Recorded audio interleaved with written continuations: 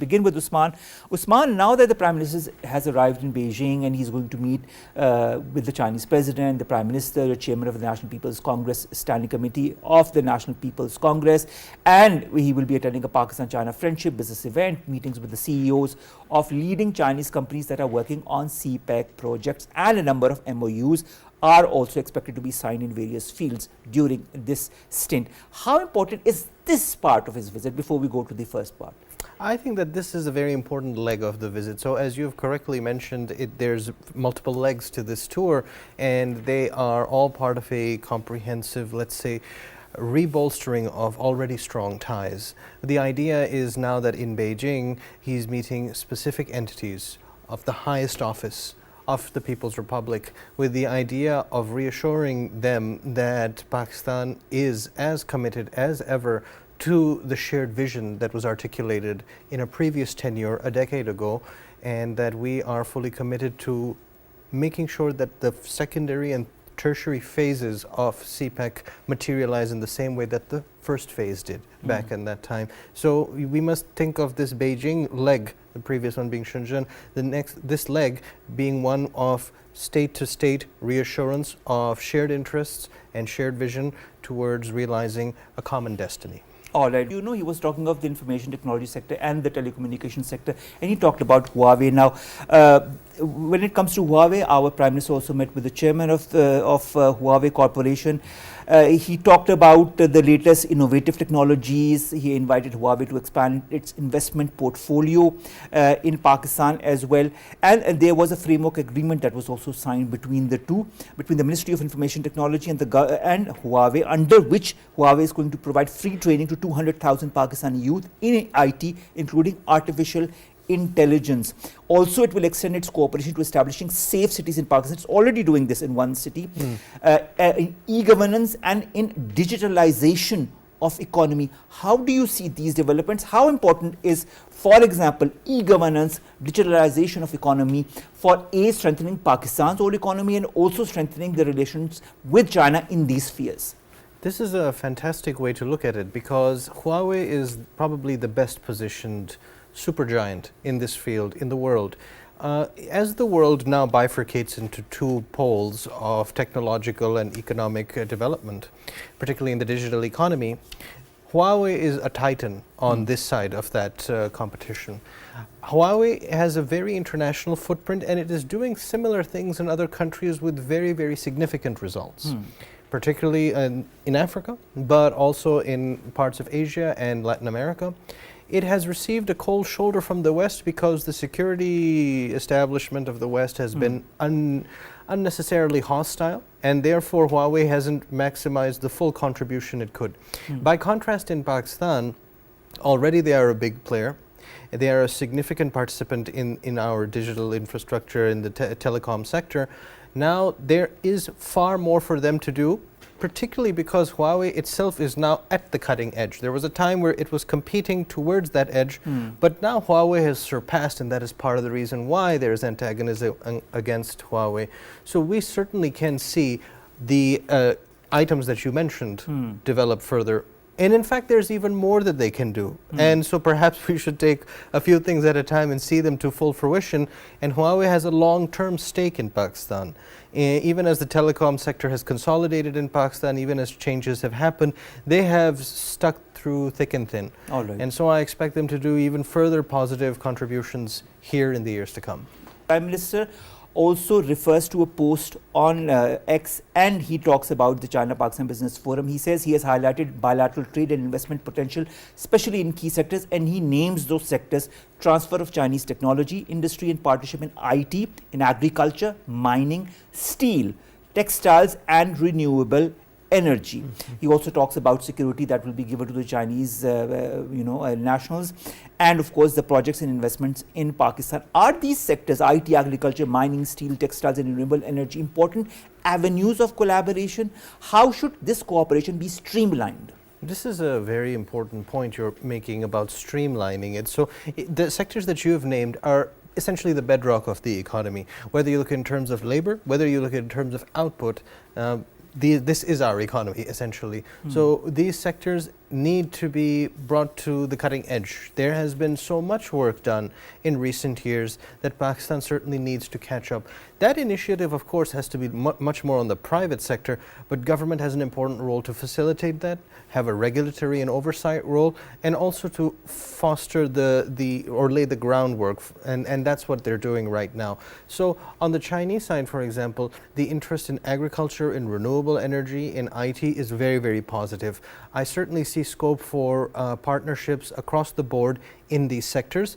I wouldn't prioritize any one of these. Just because they are all very, very important, whether from a labor perspective or output perspective. And your question is about streamlining it. So essentially what this contingent going to China is doing is saying that the whole of government is on board, private sector is on board, and the follow-up from this visit will be one where it will be discussed how this has to be actually put into practice, because signing agreements is one thing, but actually putting them into practice is the deliberation that happens once this delegation, this large contingent, returns. And that is very important. That will be a very important step in the right direction if Pakistan wants China to continue investing, or other countries also to continue investing. The need is there, the desire by the Chinese is there, but this has to be streamlined in the proper methodology. Usman, our Prime Minister writes an article published by Global Times in which he talks about very important points. He talks about how Pakistan-China collaboration will yield greater benefits, will improve the lives of citizens, and he talks about a shared future in this new era. He talks about an upgraded version of the CPEC that we've already alluded to in the past as well. He talks about a growth corridor, a livelihood-enhancing corridor, innovation corridor, a green corridor, open corridor. He talks about Pakistan's full commitment to supporting and securing Chinese personnel, and he talks about the priorities and reform agenda of the government. How do you see Pakistan's roadmap as far as replicating China's successful model of development is concerned in Pakistan? Because this is also what our Prime Minister has vowed in this article. Fair point. He has written that in the Global Times, and the rhetoric not just of this government but previous governments also has been of replicating China's success. The truth is that no country can replicate China's success. China is a very particular story in human history, modern China, where in the blink of an eye, in our lifetimes, it has gone from one thing to an entirely different thing in the blink of an eye. This cannot be replicated by any society at this scale. It's a very unique thing. But there are important lessons for us to take from it. Now, some of those lessons are at the surface level. You can certainly improve certain things. It goes into administration, it goes into the NOC culture, it goes into competition among elements, positive competition among elements of government. For example, their provinces bid for stuff and they always try to provide the best service, those types of things. Then there's a deeper level of lessons to be drawn. How the people engage with their government. They have the highest trust of any society in their government according to polling, right? That creating that trust among the state and the people. The role of private property and public property in their society is totally different from others because it's based on the Marxist model.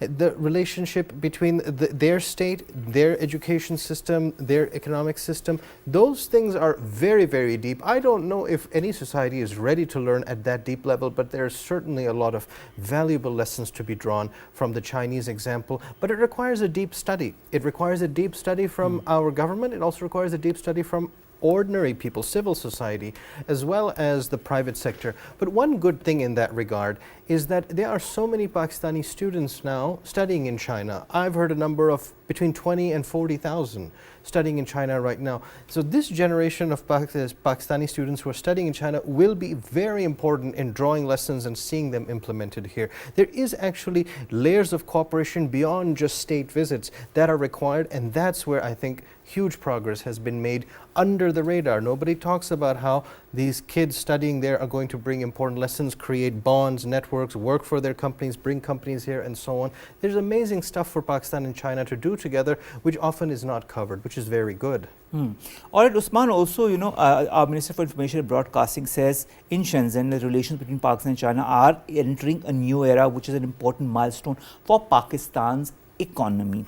He says that discussions are taking place for promotion of cooperation in diverse sectors, and of course we all know that China has been a steadfast partner of Pakistan, offering assistance in good and challenging times as well. How important In your point of view, is this visit in the context of the second phase of CPEC and further development of Pakistan-China strategic and economic relations? Oh, very, very important, and certainly necessary for us to mention this, because unfortunately, over the last 30 years, we've seen our previous governments focus on one region at a time almost. There was a time where the focus was on the US, then it was on China, then it was on the Gulf, and now it's a little bit back on China. In fact, we should be embracing the whole world simultaneously. We are one of those countries that would benefit most from having the maximum engagement in an increasingly polarized world. So the fact that you have this level of restarting, or you can say in a sense CPEC, or certainly activating it further, is very necessary, because the first phase of CPEC was simple to do. It was infrastructural.